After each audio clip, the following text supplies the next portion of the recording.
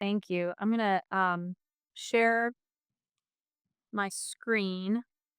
So, thank you for inviting us today. My name's Maryjane McCool. I'm the Assistant Director and Team Supervisor for the GIS unit here at USDA Veterinary Services. I'm going to try to get rid of, I have a screen in front of my slides here. So, okay. Um, we are called the Geospatial Analytics Products and Services Unit. And today I want to focus on some of the tools we've developed. But for context, the U.S. has been managing high path avian influenza outbreaks since February of 2022. Of course, it ebbs and flows, but in that time and over the past 3 years, we've had over 1,100 detections in the U.S. And our role is daily map production and application support for these high path outbreaks. So I'm going to progress here and let me know if there's any lag. So I'm going to talk about the Canadian routing map application that we've developed within the last year, and then a few other zone routing applications that spun off from this original application. One for California for the outbreak there for our tactical epidemiologists, and then a map application that Andrew was pivotal in developing to improve our outbreak notification process with the European Union. And then I'll wrap up with some of the lessons we've learned over the years, over this long journey of supporting high path avian influenza outbreaks in the US. Sorry, I'm trying to get rid of this screen. Let me just pull it off to the side so I can see my slides. There we go. All right, so the trade route mapping tool developed out of um, the Canadian Food Inspection Agency's prohibition of movement of live birds, including pet birds, from the US to Canada if they originated from a zone, an infection zone, or transited through these what we call trade restriction zones. So, as a this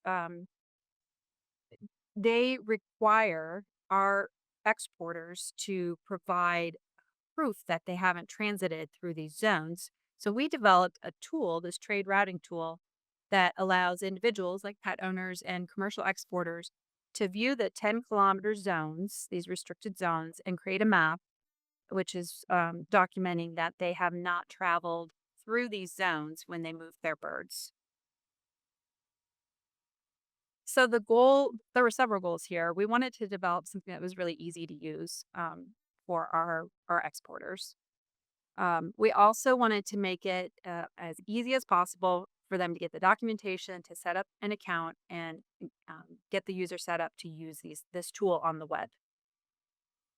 We also wanted to protect sensitive data and farm level location and the privacy of our producers. And we needed this to be daily updates. So we needed a process that allowed us that ensured that the data was accurate and timely. During the height of the high path outbreak, we might have 8 to 10 detections in a given day. So we really had to have a process that allowed us to make these updates every day.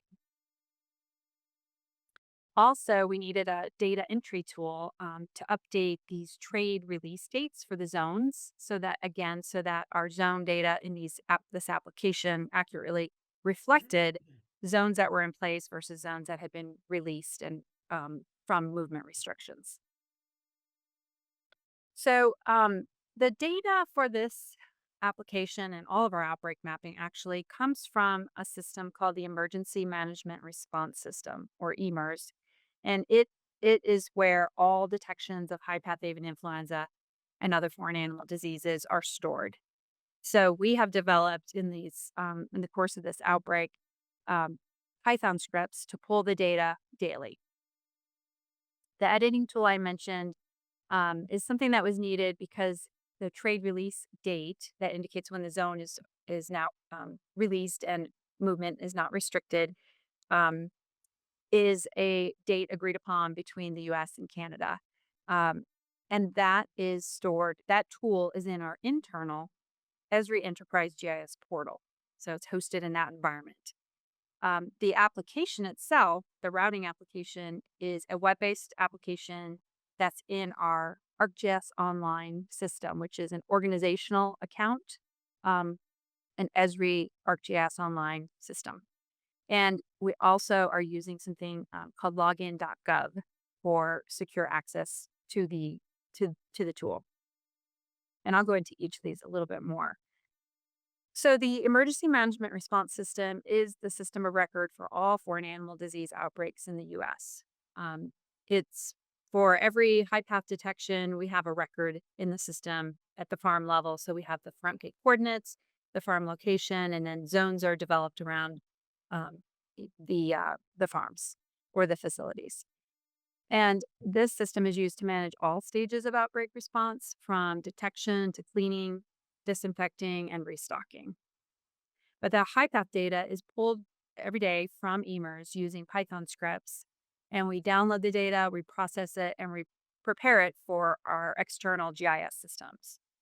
So we use ArcGIS Pro desktop and then the GIS portal systems.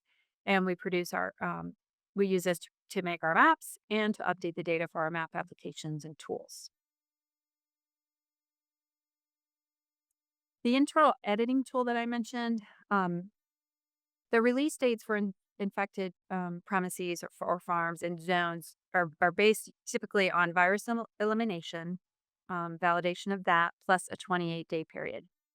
The trade release date that I referred to involves this concurrence with our Canada Food Inspection Agency. And CFIA agrees upon the date and returns an approved release form to our animal products export team here within APHIS Veterinary Services. So the trade release dates are manually entered for each ineligible trade zone using the editing application. Again, that's in our internal ArcGIS portal. And that updated trade release date is joined to our zone data. So then these newly released zones will no longer appear on the map in the application, so they're reflected every day in this routing tool. And then the last thing I wanted to mention is that the Canada routing tool is hosted in ArcGIS Online, which is in our it's an organizational account. We have a lot of layers in USDA, but marketing and regulatory programs is where veterinary services resides. And this environment is a little more open than our internal portal, but we still manage user access in a couple ways. So a user is required to get a login.gov account, and that is available without a US address. So this is a way for us to allow international trade partners and other users access to this tool. The user requests access to the tool via email after they've gotten a login.gov account, and they answer a few screening questions on what they're exporting and their timeline for this export. Our team then adds the new user as an external viewer in our proprietary user management system. And this system then syncs up with ArcGIS Online. So the role of that user is synchronized. And then those new users are added to a secure group in AGOL. And finally, we send a link to these new users for the routing tool, and they're able to create their routes and get their documentation in order for moving their birds. Okay. So Andrew is going to do a demonstration to show you the editing tools that are used by our trade staff and also the route mapping tool. So Andrew, I will hand it over to you. I'll stop sharing. Afternoon, There you go. everyone. Okay, so as Maryjane mentioned, for for this application, it was necessary for us to create a method for our internal trade teams to edit these trade release dates. These dates um, that are entered into displayed in this application that's available to users. So first, I wanted to show an internal map application that we created in our GIS portal which is available only internally. And this allows our internal users to select an outbreak location either via its 10-kilometer buffer or via a table at the bottom. And um, then using the Smart Editor widgets, which some of you may be familiar with in ArcGIS Online or um, Esri Portal, users can edit these dates and select a date. It's meant to be fairly simple. The users of this application are not GIS users, and they're typically veterinarians. So they would just enter these dates and click save. It's fairly simple. So that's those dates that they enter here are then displayed in a user's application. This is the user's application that Maryjane was discussing. Again, this is available to members of the public, um, and they could be pets, anyone that's moving live birds from the United States to Canada. They could be pet bird owners that are in the United States for the winter and heading back to Canada, or they could be producers that are moving many truckloads of live birds from the U.S. to Canada.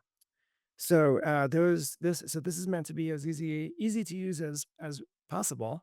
Um, Users, the instructions are on the screen. Users enter their from and to address, and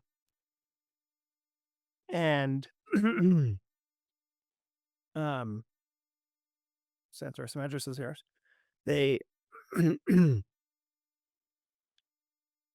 um,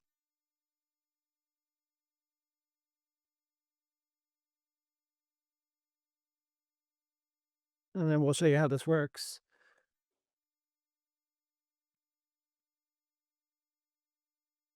So they enter a from and to address, and then they are responsible for making sure that the routes, um, their ground transportation routes, does not go through a restricted zone. In this case, you can see that I've created a route that does go through a restricted zone. This means that it's within 10 kilometers of an affected farm in the United States. So users would then they can use this interactive tool to drag the routes to create an alternative route that does not go through the that restricted zone. So users will create that route and then simply use this print button to create a this opens another window, but to create a map and directions that they can then present with their package at to Canadian import um, officials, showing that the route that they used uh, did not transverse a restricted zone. So, pretty easy to use application where this is one example where we've shared data with um, some outbreak data with members of the public and industry. Now I'm turning it back over to Mary Jane, who's going to talk about another use case for avian influenza. Thanks, Andrew.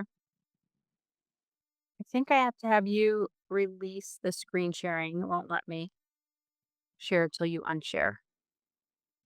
Oh, Okay. okay. Let me try that. Let me try that. Okay. Back. Thank you. All right. Um, all right. Another use case that we wanted to highlight is a state-specific routing application developed for our technical epidemiologists. And for this was for California, which had significant high path avian influenza activity, and including dairy farms. So it moved from avian to dairy this past year. So our tactical FEs are part of an incident management team, and they were asking for help in developing these safe routes, safe as possible to move around, to move poultry within the state during high path avian influenza outbreaks. So Andrew took the original routing tool and customized it to address this need in California. And actually, we're just going to jump right into another demonstration. This tool included other more data. The routing tool that Andrew just showed was very simple, just the zones. This for our incident management teams and tactical APHIS included susceptible farms and a few other data layers. And I'll let Andrew just jump right into sharing another demonstration. So in this application, this is our um, our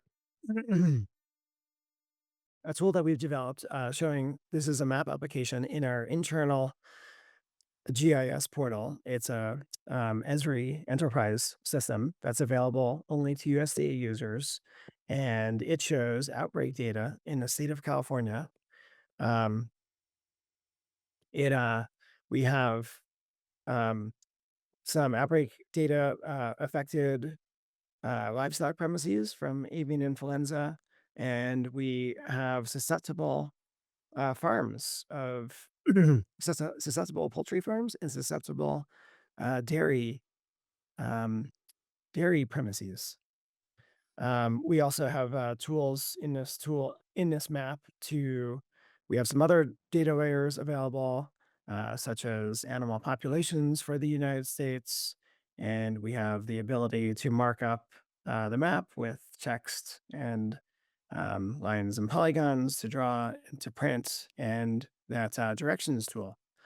Um, so the common use case for this map, um, as Maryjane was discussing, is for tactical EPIs to make sure that movements um, in the state of California do not uh, to make sure that movements do not intersect susceptible farm locations. So, for example, for many of these large premises, they might go through a deep depopulation of thousands of birds, and they might have to move um, either destroyed animals uh, or material, infected material from a farm to a landfill, and they want to make sure that when they're moving those materials um, or destroyed animals, that they do not go close to a susceptible farm. So I'll try to show an example of how that would work. Um,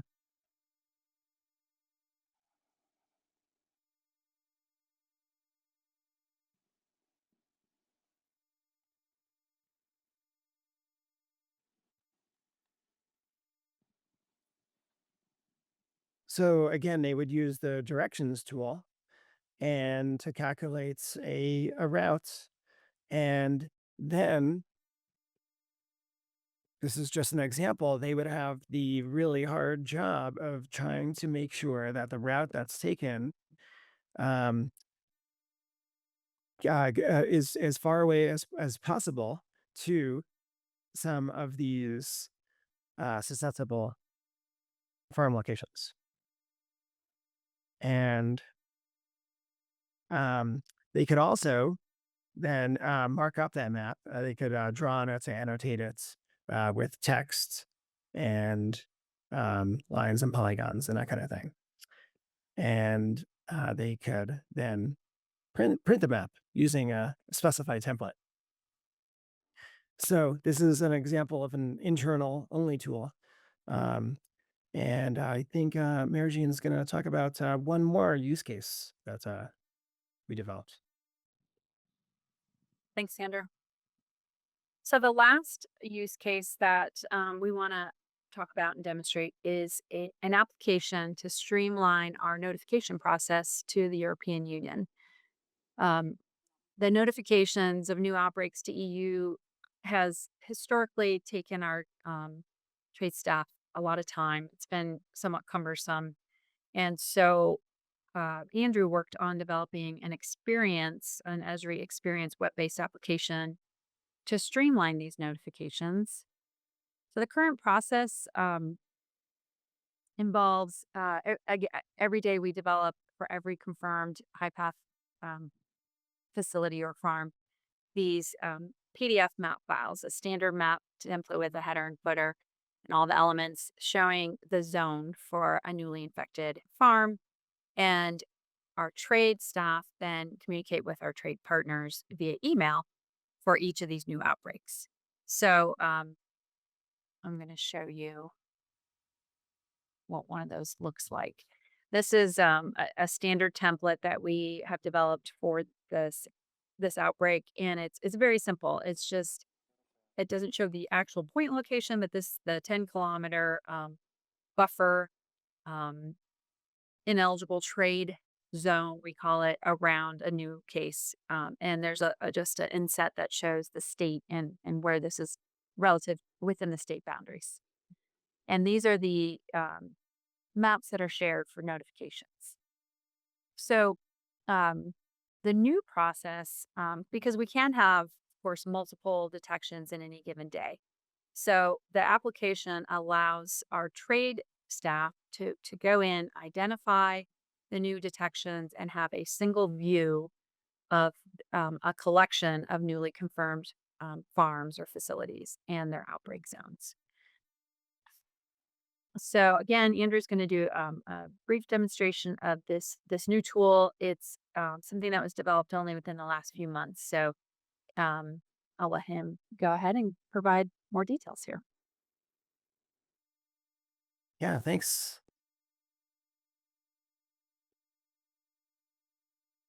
Okay, so this is the EU trade notification map tool that we've developed. And as Mary Jane discussed, the um, use case here is trade staff in Avis Veterinary Services are creating these notifications for the EU, showing a single or might be a selected set of premises um, that were recently um, confirmed to be positive with avian influenza.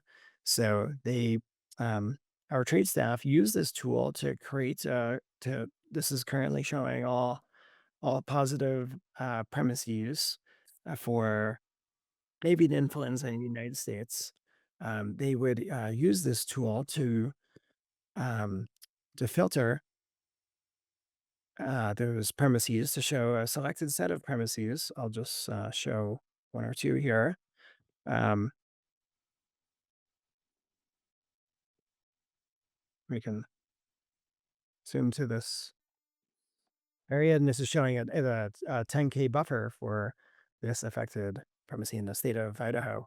Um, and they would then use this print widget tool that's part of um, this experience to create a PDF outputs map that's part of the package that's necessary to submit as part of this notification of disease. Um, and this will create a nicely formatted PDF output. Takes a moment to generate. Um, shows one or more. They can enter as many premises as they wish for the notification, and this is a PDF that is editable, so our trade staff can edit the title and whatnot. And we're currently working on enabling direct access from our EU counterparts to this map application via URLs that we can develop which do this filtering. So um, this is kind of a new feature that's available in Esri's Experience Builder that allows you to set a filter in the URL of an application that you've developed.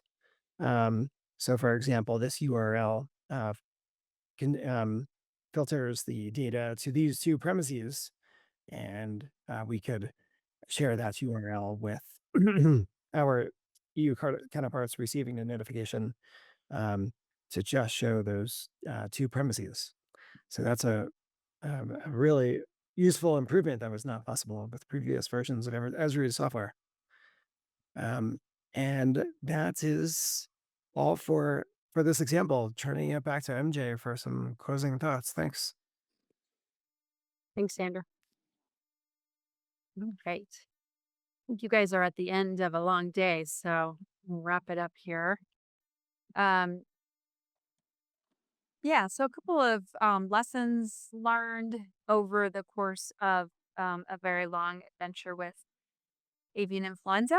Um, and I want to talk about each of these. So, data management and integration with GIS. Part of our workflow every day when we're updating the HiPath data has been overriding hosted feature layers in our GIS portal. And in the last year, possibly related to the volume of data that we're working with, and possibly system software updates, that we started to see data corruption issues. And so we start at the advice of our Esri solution engineers, we are working on a better solution, and that is an enterprise geodatabase using SQL Server to eliminate this need to overwrite data. And we're working towards instead using referenced data from our SQL Server database. So that's been a big lesson for us and one that we're working on now. Um, Also, towards the end of this 3-year outbreak, we started to see portal instability. And in particular, the last, I don't know, 4 or 5 months. So this has created a lot of challenges, and it did cause our automated scripts and data update workflows to break. So we had to get creative and adapt. And our workaround has been using our staging environment. Um, and we're also now working with the software vendor to really try to understand, because this affects actually more than just veterinary services. This is a shared portal environment with other programs, wildlife services, plant protection and quarantine. So we will be working with our software vendor to try to resolve these issues. And I imagine platform instability could show up in a lot of different places. So that has been our second challenge. What we feel like we were able to do well was develop a user management system um, that is used by our international partners to stay informed of high path outbreaks in the U.S. So this login.gov and secure portal groups has allowed us to share data, but it avoids sharing all the data publicly. So it balances protecting our producers' privacy with sharing information with industry and the public about our high path avian influenza outbreaks. And that is all that we had today. And we're happy to take questions. Okay, thank you, Mary Jane and Andrew. Thank you. You presented tools that are very integrated with your data, especially I heard the people look at with very interested with the first tool, the root one. So the idea is it possible, for your opinion, to imagine that that tool can be made available outside your environment? So if you create something like the minimum data set or the schema of data that should be used in order to apply your tool also for other countries developed, but also third countries. Do you think that is, I don't want to right now the reply, but is feasible for technical perspective? This tool is an Esri routing and geoprocessing tool. And as you know, because we have obligations to protect farm level privacy, I think I would say, and Andrew, please chime in. We were not aware of other routing tools that would allow us to integrate with our internal data. I will say there might be Google APIs. There might be ways to use routing tools with Google, but for us, that got away from providing some level of privacy and protection for the farm level data. So, Andrew, do you have thoughts on that? Yeah, it's mainly a policy question, and we do have some of the outbreak information that we shared via the application is available to the public on other USDA websites. But I think it's one, and we have created. This is the first time that we've shared this much data with industry and private users, and we did create a method for limiting the schema and a number of fields that are shared with those users. So we are making progress towards sharing more and more with outside external users. I have another question. It's about the infected zone. So you mentioned it only infected zones, no? As one of the output that you produced, also with the last one that is quite new. But do you also consider the opportunity to include other kind of zones, such as like containment zones, or you are only focuses in infected? Moreover, can you provide us what is infected zone from your perspective? Consider that we have just finished GEOZONE. That's why it's a really provocative question. Mhm. Right. So the 10-kilometer zone we refer to is actually in the outbreak response called a control area, and it includes an infected zone and a surveillance zone. So it's a 3-kilometer infected zone with an additional ring for surveillance. And then from an operational perspective, they call that a control area. From the trade perspective, they call that 10-kilometer zone is there's movement restrictions in there, so they call it an ineligible trade zone. Um, and interestingly, we didn't talk about this, but depending on our partner agreements, there are even larger zones depending on what our trade partners um, are what we've negotiated. So we have all the way up to 100-kilometer zones that would still be called ineligible trade zones. Um, so that's more from an operational and trade perspective, and less from a boots on the ground response activities perspective. Yeah. Because I remember quite well when you show us the EMRS system that is very complete and very well established system for disease response, and I was Yeah. very impressed. Um, yeah, so it was only a provocative question because one of the issues that emerged during the discussion of GeoZone, it's the in some way to create a common terminology based on HOA standard. So infected zone is a zone that is surrounding the outbreaks, but in Europe we call this zone protection zone. That it's another thing. So the idea was the Right. question was only a provocative question.